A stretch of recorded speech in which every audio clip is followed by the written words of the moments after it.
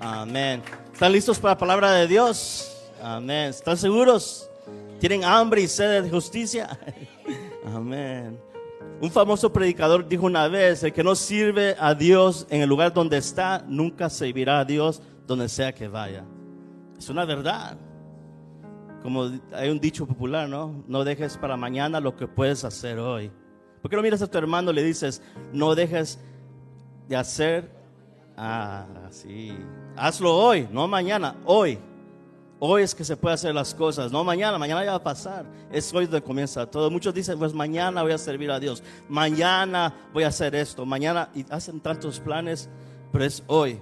Incluso el profeta Elías confrontó al pueblo en una ocasión, los confrontó y les dijo esas palabras: ¿por qué siguen pensando? No se deciden, no toman una decisión a quién van a servir, a Dios o a Baal. Y lo más sorprendente de esto es que ellos se quedaron callados, se enmudecieron. Y eso quiero hablar hoy este día. Estuvieron indecisos. Y para eso tomé este título: momentos cruciales o momento crucial.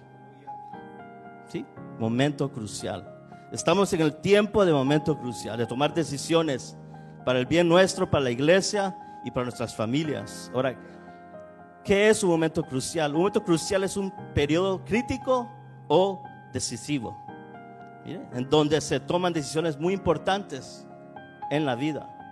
Es como lo que ven ahí, es una encrucijada. O sea, hay un cruce, una intersección. Así es nuestra vida. Los momentos más difíciles son esos momentos donde estamos en esa encrujada, ¿no? Donde tenemos que tomar una decisión. Un momento crítico, un momento crucial donde tenemos que tomar una decisión. Por eso, como comencé diciendo, así como el profeta le dijo al pueblo: ¿a quién van a servir? ¿A Dios o a los Baales? ¿Al Dios de Israel o al Dios de los paganos? Nosotros como iglesia tenemos que decidir a quién vamos a servir. Y por eso, como base de este mensaje, tomé el libro de Isaías. Si me acompañan ahí, Isaías capítulo 6, versículo 1 al 8. Es algo extraordinario que le pasa a este hombre, un hombre común, un hombre que no se esperaba lo que Dios iba a hacer en su vida. Isaías era un hijo de sacerdotes, de linaje sacerdotal. Y aquí acontece algo en su vida, estando en el templo. Y si se ponen de pie, por favor, en reverencia al Señor y a su palabra. Isaías 6, versículo 1 al 8 dice: en el año que murió el rey Uzías, vi yo al Señor sentado sobre un trono alto y sublime, y el borde de sus vestiduras llenaba el templo. Por encima de él había serafines. Cada uno tenía 6 alas, con 2 cubrían sus rostros, con 2 cubrían sus pies, y con 2 volaban. El uno proclamaba al otro diciendo: Santo, santo, santo es el Señor de los ejércitos. Toda la tierra, ¿qué dice ahí? Está llena de su gloria. Los umbrales de las puertas se estremecieron con la voz del que proclamaba, y el templo se llenó de su humo. En otra versión dice: de su gloria. Entonces dije: ay de mí, pues soy muerto, porque siendo un hombre de labios impuros, he habitado en medio de un pueblo de labios impuros. Mis ojos han visto al Rey, al Señor de los ejércitos. El versículo 6. Entonces voló hacia mí uno de los serafines, trayendo en su mano con unas tenazas un carbón encendido, tomando del altar. Y tocó con él mi boca, diciendo: he aquí que esto te ha tocado tus labios, tu culpa ha sido quitada y tus pecados han sido perdonados. ¿Cuántos dicen gloria a Dios? Y el versículo 18 es lo que me quiero enfocar. Es un versículo que es bien leído, bien conocido en las iglesias entre nosotros. Y mira lo que dice ahí, versículo 8. Después oí la voz del Señor que decía: ¿a quién enviaré? ¿Y quién irá por nosotros? Eso es plural, se habla de la Trinidad. Entonces respondí yo: heme aquí, envíame a mí. ¿Por qué no repiten conmigo? Heme aquí, envía a mí, envíame a mí. Vamos a orar. Padre, te damos gracias, Señor, en esta hora, Padre, por tu palabra, haciendo que tu palabra trae frutos, Señor, en nuestros corazones. Habla nuestras vidas, habla nuestros corazones, Padre, podamos retener tu palabra, Señor. Habla a cada vida, a los que están en línea, Señor, bendíceles. A cada persona, Padre, que va a escuchar tu palabra en esta noche, porque es tu palabra, es tu mensaje, Señor, en el nombre de Jesucristo. Amén, amén. Pueden sentarse, hermanos, por favor. Se dice que el libro de Isaías es el evangelio del Antiguo Testamento, o se añade como el quinto evangelio, ya que este libro proclama el nacimiento del Mesías, el ministerio terrenal de Jesús. También proclama los sufrimientos de Jesús detalladamente. También nos habla de un milenio de Cristo. Así que el libro de Isaías es un libro amplio de escudriñar. Es muy interesante este libro, que es el único libro que nos habla de algo muy futuro, como lo que está viendo en Israel en ese presente. Comenzamos leyendo que había muerto el rey Usías. ¿Y quién era el rey Usías? Un hombre que reinó a Israel en Judá por 52 años. Pero en un momento se le ocurrió a él, ya que estaba en su tope, en la prosperidad, como nunca había estado Israel, se le ocurrió a él de entrar al templo y ofrecer sacrificio a Dios, encender sacrificio a Dios. Y no era el trabajo de él. ¿Y qué pasó en ese momento? Cuando los sacerdotes le decían que no hiciera eso, le causó lepra. Vino juicio a él. Y él murió enfermo, apartado del templo de su pueblo, en una casa apartada. Y murió Israel. En ese momento se sentía perdido, ya que el rey había muerto. Israel se sentía como abandonado. Era un momento crítico, un momento decisivo, ya que el rey había fallecido, ya que el rey había muerto. Israel en esa época era un pueblo donde eran reinados por reyes. Recuerde que Samuel era el primer juez, y en ese tiempo Israel pidió un rey, ya que Dios mismo era el rey para ellos. Por eso la visión de Isaías es tremendo, porque el único rey de reyes es el Señor. Pero lamentablemente pidieron rey y murió. Todos los reyes mueren, pero hay uno que no muere, que su nombre es Jesucristo, el Hijo de Dios. Ahora, hoy veremos 3 puntos importantes de la vida de Isaías. Isaías experimentó el perdón de Dios, no de los hombres. Mire, noten esto. Experimentó el perdón de Dios. En esa visión que él tuvo, en ese momento, él reconoció que era un pecador. Él reconoció que habitaba en medio de un pueblo inmundo. Aún sus labios eran inmundos. ¿Y qué pasó? Dios lo perdonó. Él experimentó un quebranto y fue restaurado y fue enviado como profeta a Israel a predicarles. Ahora, esos 3 puntos. Había sido perdonado. Repite conmigo: perdón. Durante esa visión gloriosa. Es lo que pasó con nosotros, ¿no? En el momento que tú recibiste a Jesús, nadie te puede decir que eres perdonado. La palabra de Dios me dice que soy perdonado. Y creímos en ese instante. Tuvimos esa gloriosa experiencia en el Señor, ese quebrantamiento, ese perdón que nos trajo paz, que nos cambió nuestras vidas. Tal vez no vistes el trono blanco, no vistes ángeles, pero ese momento por fe recibiste ese perdón. Yo recibí el perdón. Desde ese día yo soy el mismo. Así como Isaías ya nunca fue el mismo hombre, así nosotros fuimos transformados a una nueva criatura desde el momento que tú y yo los humillamos. Así que el perdón trae bendición, te liberta de culpabilidad. ¿Cuánta gente hay en estos tiempos que se sienten bien culpables por lo que hacen, por lo que dicen, por lo que les hacen, y están en cautiverio, están oprimidos por falta de perdón? Y qué hermoso es saber que Dios viene y los perdona. Yo, siendo perdonado por Dios, no me lo merezco. Y eso se llama misericordia. No me merezco el juicio, no me merezco el juicio de Dios si hay misericordia. Ahora, el Señor nos da su gracia a la iglesia, su gracia a mí, algo inmerecible, algo que no esperábamos. Siendo no pueblo, siendo un pueblo gentil, siendo hombres blasfemos, mujeres blasfemas, vivimos lejos de la presencia de Dios. Pero ese momento, como Isaías, que fue al templo a orar, nunca se lo esperaba. Él nunca se esperaba, porque estaba viendo la condición de Israel, de Judá. Estaba viendo la condición, la decadencia moral. El pecado aumentaba, había mucha injusticia, había mucho menosprecio, los ricos, los nobles menospreciaban a los pobres, las viudas no eran atendidas, había mucha inmoralidad, los sacerdotes sacrificaban en vano. Así que imagínense eso, que él dice, como yo, de labios inmundos, que habito en medio de un pueblo de labios inmundos. Así que había llegado tanto al extremo el pecado que todo era blasfemia. ¿Y qué dice la Biblia? Que de la abundancia del corazón habla la boca. Ya no había alabanza, ya no había adoración en Judá, ya no había cánticos nuevos, ya no había sacrificios que a Dios le agradaba. Dios estaba cansado. Si usted lee el libro de Isaías, él estaba cansado de los sacrificios, de los holocaustos. Él estaba cansado de que el pueblo venía y alababan de labios. Por eso la Biblia dice en Isaías, este pueblo me alaba no de corazón, sino de labios.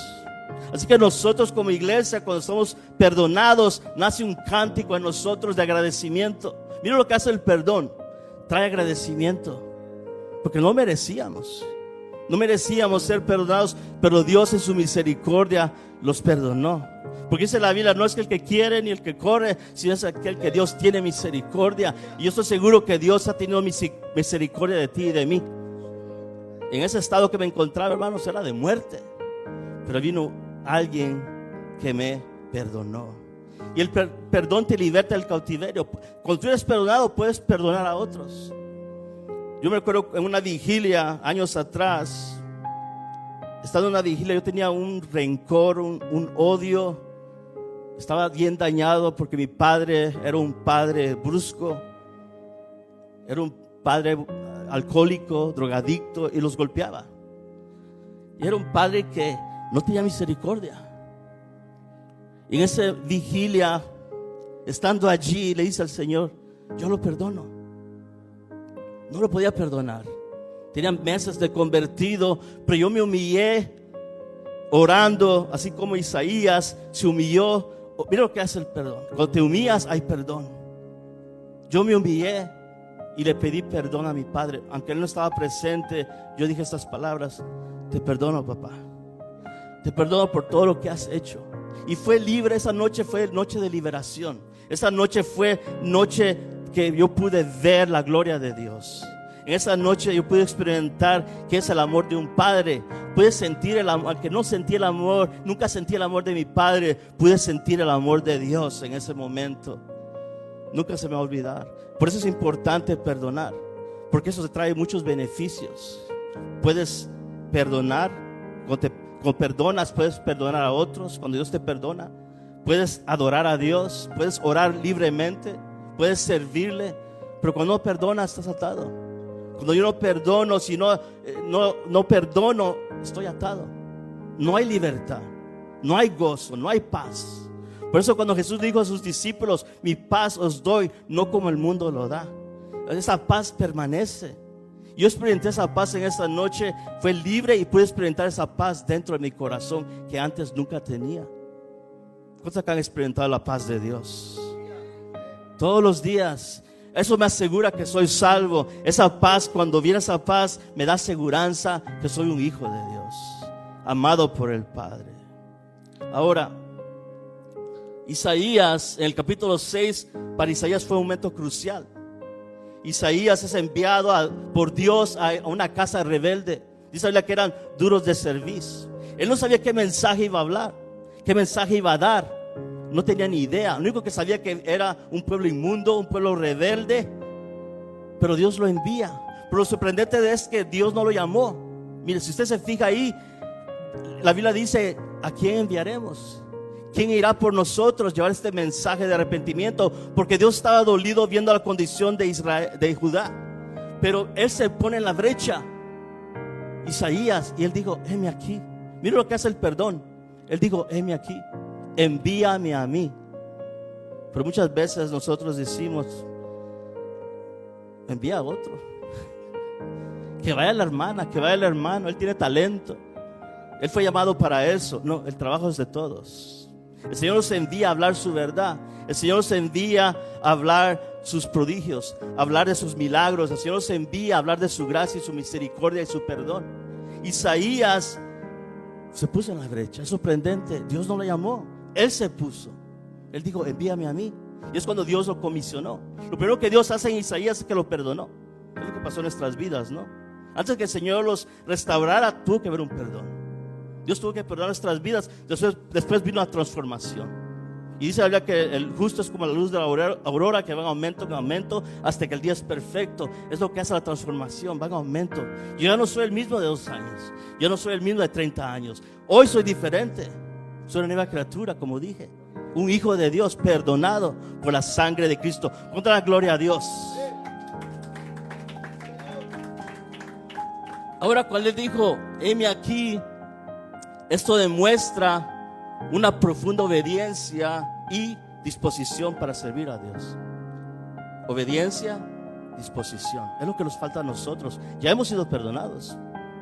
Ya el Señor está restaurando, los va restaurando. Porque la Biblia dice que el que está en Cristo nueva criatura es. Las cosas viejas pasaron. En otra versión dice, las cosas van pasando. Estamos siendo transformados día tras día, pero tenemos que vivir en obediencia y estar dispuestos. Eso es lo que nos falta, obediencia y estar dispuestos. Como dije, Señor, envía a otro, no a mí. Ponemos excusas tras excusas, pero el Señor los llama a cada quien en su lugar. Yo sé dónde Dios me llamó. Yo no soy pastor. Sé dónde Dios me llamó, a servir las calles. Yo he predicado más en las calles y en las casas que en las iglesias. Es donde yo me muevo, es donde yo me gozo, donde yo puedo ser más efectivo. El lugar exacto donde Dios me tiene. Y he trabajado con 3, 4 pastores en estos 30 años y he servido al lado de pastores. Ahora el Señor me da el privilegio de estar aquí en Aliento de Vida, sirviendo con nuestros hermanos, para que la obra crezca, para edificación de su pueblo. Por eso Dios pone ministerios. Pero un ministerio no es un título. Un ministerio se lleva obediencia y disposición. Porque en vano es hacer las cosas solo por hacerlas. Que el Señor te llame primero. Que sea Dios que te llamó al ministerio. Que hay muchos que se ponen. Isaías se puso, pero era el momento preciso. Porque Dios tenía que buscar y deseaba buscar un hombre en todo Judá. Un hombre que dijera, sí, heme aquí, envíame a mí, dispuesto estoy. Qué hermoso es eso cuando le decimos sí a Dios. Lo lamentablemente es que muchos decimos no, Señor, que lo haga otro. Ahora, mire el énfasis aquí. Dios no impone, sino que los invita a hacer su voluntad aquí en la tierra. Dios no impone, Él no pone cargas más de las que podemos llevar. El ministerio es un ministerio de llanto. El ministerio a veces son áridos los caminos. Vienen momentos difíciles. Pero recuerde que el que está en cargo de todo es Dios. No es con nuestras fuerzas, dice la Biblia, mas con su Santo Espíritu. Es alguien que está en nosotros para hacer la obra que Dios desea hacer. Y Isaías tomó la responsabilidad de ser la portavoz de Dios. Él tomó la responsabilidad, obediencia, disposición, responsabilidad. Es una responsabilidad. El ministerio no es para lucirlo. El ministerio es para servir. Ministerio, servir a los demás. Jesús mismo dijo, yo no vine para ser servido, yo vine para servir. Y él lavó los pies a los discípulos. El servicio se requiere obediencia, disposición y responsabilidad en el tiempo de Dios. La palabra de Dios dice que no hará nada Jehová al Señor sin que revele su secreto a sus siervos los profetas. Wow, cómo es Dios, que Él confía su palabra en nosotros. De miles de gentes, mil alrededor de aquí. ¿Cuánta gente hay? ¿Y cuántos somos aquí? Hay millares. Pero qué privilegio es que esté sentado allí, que yo esté aquí y que Dios me dé su palabra.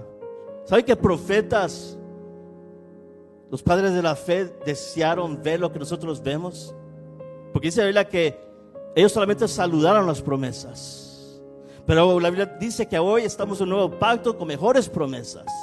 Ellos no vivieron lo que nosotros estamos viviendo, porque en esos tiempos los únicos que eran ungidos eran los reyes, sacerdotes y profetas. Ahora la unción permanece en nosotros. O sea, el Espíritu Santo que mora en nosotros los desea.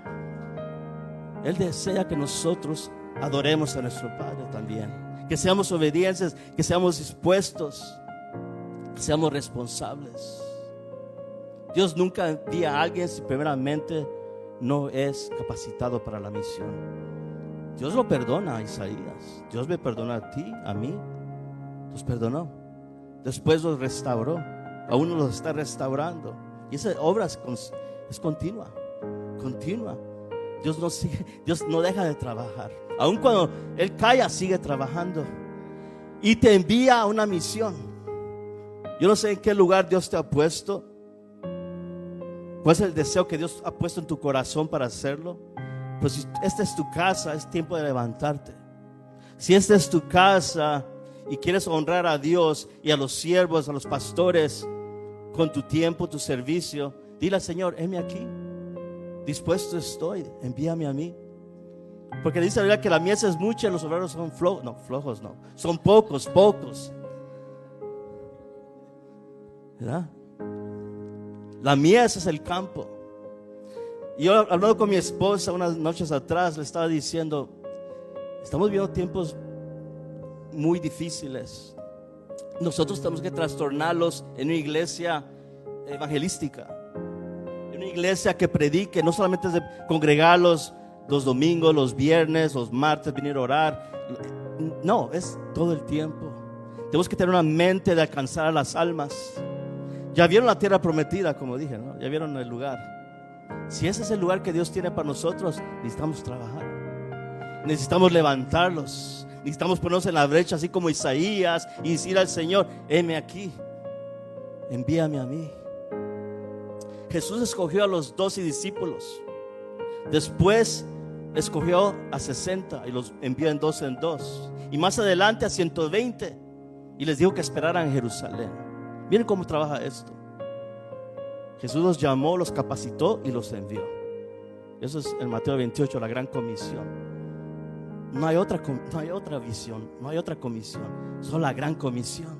El trabajo de evangelizar, el trabajo de proclamar las verdades de Dios, el trabajo de predicar la palabra de Dios. Siempre he dicho, hermanos, que la predicación es afuera y la enseñanza es aquí adentro. Predicar, pero parece, como hablando con el pastor, parece que el evangelista está ahora en todas las iglesias y no afuera. Es afuera el trabajo. Aquí los capacitamos.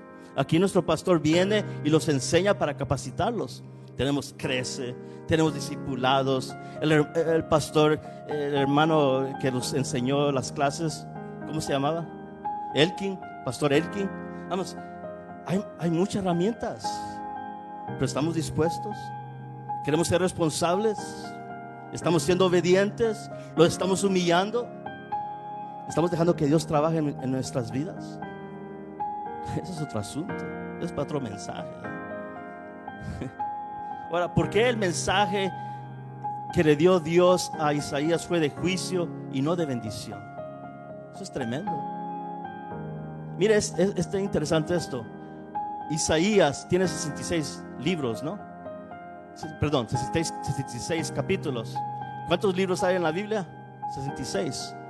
Cuando uno lee Isaías capítulo 1 hasta el 39, nos habla de los juicios de Dios. Pero más adelante nos habla de la cruz, de Jesús, del Mesías. Por eso a Isaías le llaman el profeta mesiánico, porque predicó de Cristo. Entonces vemos eso, ¿no? Qué contraste, que en el Nuevo Testamento tenemos 27 capítulos o libros, y en Isaías lo mismo, 27 capítulos que nos habla de la gracia, y 39 libros, como en el Antiguo Testamento, 39 capítulos nos habla del juicio. Interesante, porque la ley lo que hace es traer los juicios. La ley lo que nos enseña es que somos pecadores. La ley lo que nos enseña es que merecemos la justicia de Dios. ¿Y cuál es la justicia de Dios? El juicio.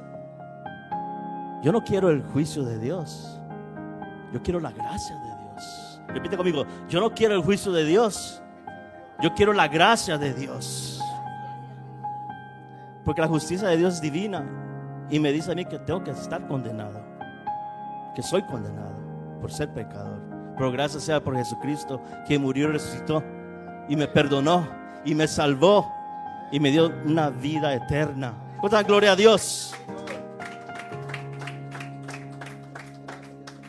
Ahora, Isaías fue llamado y enviado a la casa de Judá para profetizar la palabra de Dios, la palabra de Jehová. Y voy a parafrasear esto, capítulo 6, versículo 9 al 10. Mira, el mensaje es duro, el mensaje es fuerte, pero es necesario, a veces duele, ¿no? Así como ese carbón encendido que tocó los labios de Isaías, le dolió, pero lo transformó, era necesario. Pero mire, escucha el mensaje, y es para nuestros tiempos. Isaías 6, versículo 9 al 10. Entonces Dios me dijo: ve y dile a este pueblo, a la iglesia, por más que oigan, no van a entender. Por más que miren, no van a comprender. Repita conmigo: incredulidad. El profeta también hace una pregunta. Mira lo que dice ahí más adelante: endurece el corazón y agrave sus oídos y ciegan sus ojos. O sea, no tienen discernimiento. Y ahí mismo hace una pregunta: ¿quién ha creído a nuestro anuncio? Porque el corazón del pueblo está duro, por eso no creen. Y por eso no se convierten. No tienen discernimiento. ¿Y qué es discernimiento? Diferenciar entre lo malo y lo bueno, entre lo que es santo y lo que no es santo, lo que es inmundo. Aún Pablo dice que no podemos participar de la mesa del Señor y también participar de la mesa de los demonios. Tenemos que tomar una decisión. ¿A quién vamos a servir? ¿A quién vamos a obedecer? Pero el pueblo de Israel, ese era el mensaje. Estaban endurecidos. Y Isaías fue enviado para exhortarlos. Y muchas veces no les gusta. ¿A alguien le gusta la exhortación aquí? Pero es para nuestro bien. Es para nuestro bien y duele. Porque la palabra es como martillo. Viene y pulea y golpea, los endereza. Otros caminan chuecos, pero sigue el Señor endureciendo. Es lo que hace la palabra.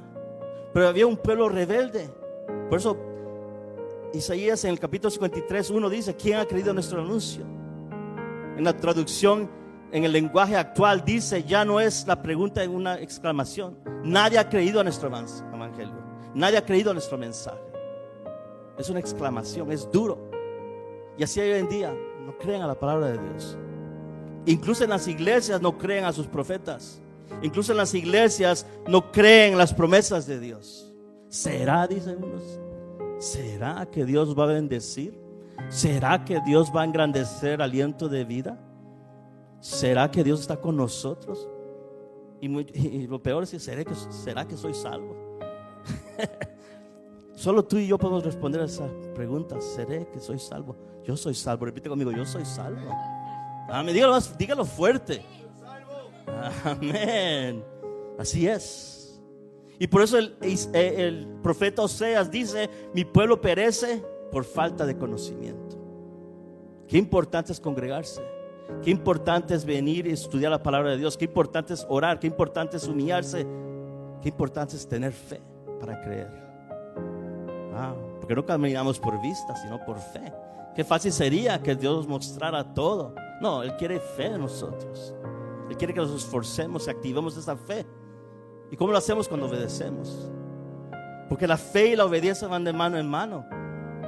Y se ejerce cuando tú y yo obedecemos al Señor. Va creciendo esa confianza, esa fe.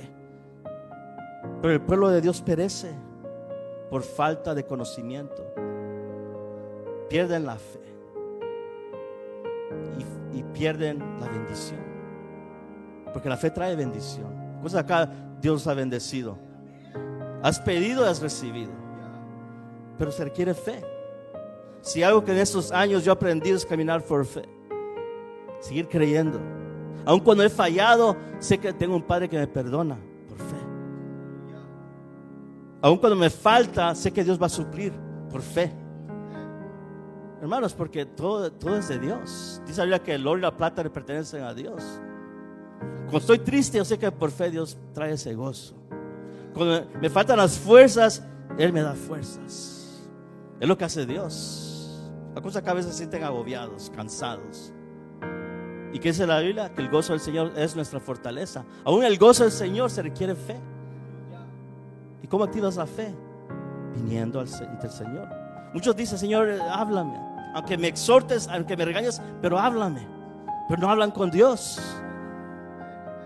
Yo vengo al Señor y vengo por fe que Él me escucha. El problema hoy en día es que queremos las cosas bien fáciles, sin sacrificio, sin obedecer, sin compromiso. Que otro lo haga otro. Que limpie el baño la hermanita. Que sirva el ujier. No, ese trabajo es de todos. Ayer hablamos del paralítico, que fue traído por 4 a los pies de Cristo. 4 hombres que tenían fe y lo trajeron a los pies de Cristo. No sabemos qué largo fue el camino. Dice que lo traían cargando. No vino un carreta, no vino un caballo, lo traían cargando y lo trajeron a los pies de Cristo. Se esforzaron, fueron persistentes, tenían fe, porque sabían que Jesús estaba ahí, y lo llevaron a Jesús, y Jesús los sanó por la fe de ellos. Él miró la fe de ellos. Ahora pregunto, ¿qué fe mira en nosotros? ¿Una fe pequeña, una fe grande? Lo importante es que Dios ve la fe,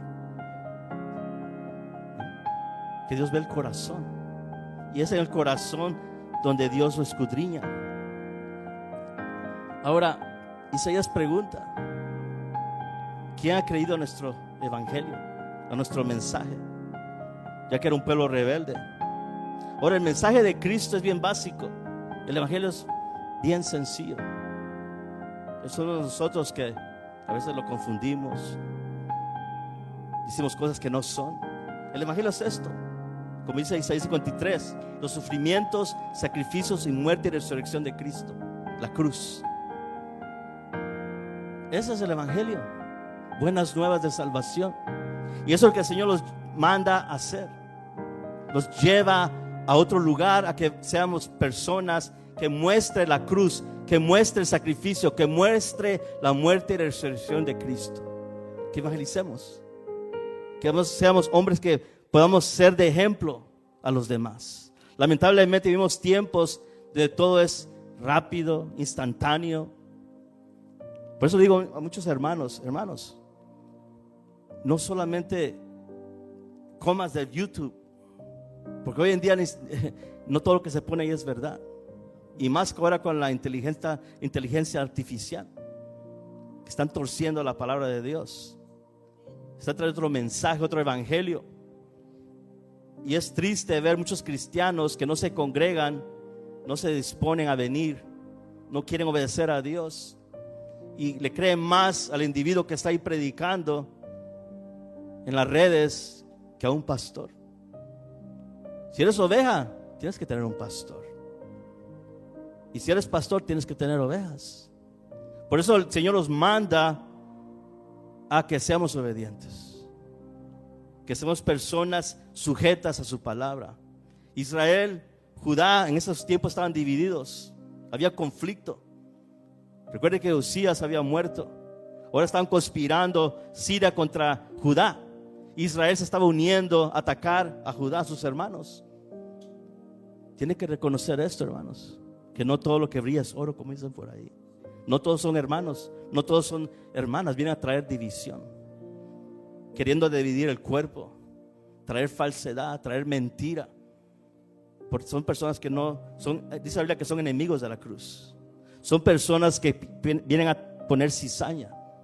Así como en los tiempos de Judá, había mucha cizaña, mucha indiferencia, mucha división, mucha injusticia moral, mucha injusticia social. Había mucho robo, fraude. Ahora nosotros como creyentes, si somos hijos de Dios, tenemos que caminar como Él caminó. Tenemos que ser ejemplo. Yo me deleito sirviendo. Me gozo sirviendo a mis hermanos, que es un deleite. Me gozo, porque el Señor nos llama a que seamos servicios, seamos personas que sirvan. Pero muchos quieren ser servidos. Eso se trata, mire, esto no se trata de nosotros. Eso se trata de Cristo. Nosotros somos una iglesia cristocéntrica. Aquí predicamos a Cristo. Aquí predicamos de pecado. Mira, hay pastores que no les gustaba cómo yo predicaba, porque yo predicaba de juicio. Pero siempre ponía gracia. Porque si solo predico de juicio, entonces estoy mal. Tengo que también meterle la gracia, el perdón. Y muchos me decían, no prediques del infierno. ¿Y por qué no? Si es bíblico. Mire, son personas que no tienen fe, que causan divisiones entre nosotros. Por eso Dios prepara a este hombre, a Isaías, porque sabía que era el hombre exacto para hacer ese trabajo, de ir a Judá y reprenderles por su pecado. La gloria que Isaías vio en ese momento estando en el templo, eso lo cambió, hermanos. Esa gloria cambió su vida. Él nunca vino a ser igual. Era una sombra que siempre lo seguía. Dios había transformado su corazón para que fuera un mensajero de justicia, un mensajero de la verdad. Jesús dijo, yo soy la verdad. Y si nosotros somos cristianos, tenemos que predicar la verdad. Si el Señor te transformó, óyeme, si Dios me perdonó, si Dios por su gracia soy salvo, ¿cómo yo puedo esconder su gracia? ¿Cómo yo puedo no hablar de su perdón? ¿Cómo yo no puedo hablar de su salvación? Pero hoy en día muchas iglesias se enfocan más en hacer mucho, enfocarse tanto en un lugar, en números, que agradar a Dios. Y eso es lo que estaba pasando en esos tiempos. Por eso estaban bien tristes, perdidos, porque el rey Usías les había dado todo. Habían prosperado tanto. Este hombre vivió 52 años. Estaban en lo más alto.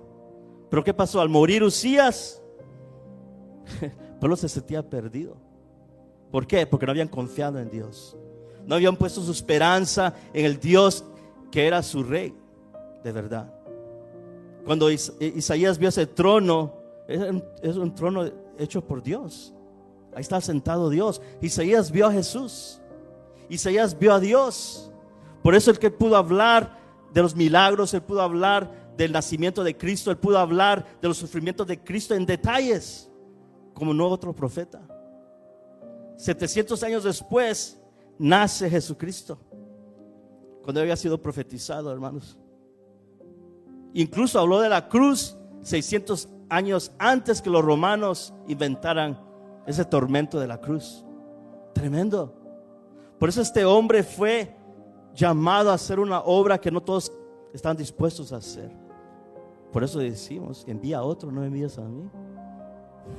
Qué lamentable que nosotros podemos esconder nuestros dones, la gracia que Dios ha puesto en nosotros, esa luz que ya no brilla, que se apagó, cuando Dios quiere que lo levantemos. Por eso Pablo le decía a Timoteo, aviva el fuego que hay en ti, aviva ese don de misericordia, aviva ese don de amor, aviva ese don de servicio, aviva ese don de poder. Si algo que nos falta a nosotros mucho en estos días es la gracia de Dios, porque la gracia de Dios nos abre puertas, la gracia de Dios los muestra el camino, pero muchos menosprecian la gracia y prefieren vivir en su mundo y no agradar a Dios. En el momento que empieza a hacer las cosas para agradar al hombre, olvídate, se perdió todo. Estamos aquí para agradar al Rey de Reyes y Señor de Señores. Jesús lo hizo. Aún Juan el Bautista se humilló y él dijo, es necesario que yo mengüe y él crezca, que no se trata de nosotros. Incluso añadió, he aquí el Cordero de Dios que quita el pecado del mundo. Algo que Isaías ya había profetizado, algo que Isaías ya había dicho. Vivimos tiempos que la iglesia tiene que levantarse más como nunca. Hoy somos pocos, pero por fe somos muchos. Yo tengo fe que vamos a crecer. Yo tengo fe que vamos a crecer, no en números, no en números. Vamos a crecer en gente siendo salva. Porque gente hay muchas, como dicen por ahí, donde va Vicente va toda la gente. Hay gente, las iglesias están llenas de gente, pero son salvas. Cristo no viene por una iglesia llena de gente. Él viene por una iglesia llena de su presencia. Él viene por una iglesia llena de su Santo Espíritu. Él viene por una iglesia obediente. Él viene por una iglesia que le cree. Viene por una iglesia que le sirve. Él viene por una iglesia que le da gloria y honra a Él. Él viene por una iglesia que le dice, Señor, heme aquí, envíame a mí. El Señor los envía a nosotros. Diga, a mí. No a otro, a mí. A mí. Póngase de pie, hermanos. Póngase de pie. Vamos a hacer ejercicio. Ahí está sentado ahí. No, póngase de pie. Y acostado diga así. A mí. A mí es el que el Señor me escogió. Yo voy a transportar su gloria, así como Isaías. Yo voy a llevar su palabra, así como Isaías. Es tiempo que la iglesia se levante. Es tiempo que la iglesia tome su lugar. No dejemos que el diablo tome ventaja. Hay que combatirlo con la verdad. Hay que combatir al diablo, atacarlo con nuestro testimonio, con la gracia de Dios. Vamos a orar, Padre. Nuestra misión es difundir la esperanza de Jesucristo a través de la palabra de Dios. Su generosa donación nos permite producir videos impactantes y recursos que traen esperanza en tiempos de incertidumbre. Te invitamos a colaborar con nosotros en el cumplimiento de nuestra misión. Si sientes de parte de Dios de apoyarnos, visite nuestro sitio web alientodevidacda.org, donde encontrarás varias formas de donar. Además, las donaciones se pueden enviar por correo a Aliento de Vida CDA, 23.655 Newhall Ave Vida, Newhall, California 91.321, Estados Unidos. Su colaboración impulsa directamente nuestros esfuerzos para desarrollar nuevos recursos y llegar a una audiencia más amplia. Al trabajar con nosotros, se convierte en una parte integral de nuestra misión de compartir la esperanza de Jesucristo con el mundo necesitado. Volvamos ahora al mensaje.